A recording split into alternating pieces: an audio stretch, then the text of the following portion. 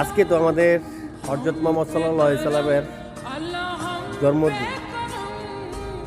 আসেন আজকে থেকে সবাই কথা দেই, জীবনে যা পাপ করছি আজকে থেকে তওবা কাইটা মসজিদে ঢুইকা নামাজ পড়ার চেষ্টা করি।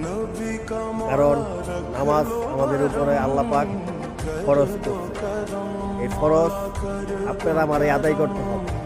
এই ফরজ মা বাবা আমাদের আদায় করে দিবে না, প্রেমিক প্রেমিকাকে আদায় করে দিব না, ভাই ভাইকে আদায় করে দিব না। এই ফরজ আপনারা আমারই আদায় করতে হবে।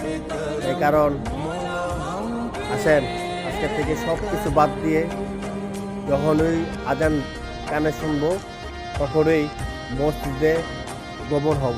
কি বলেন, আসবেন তো?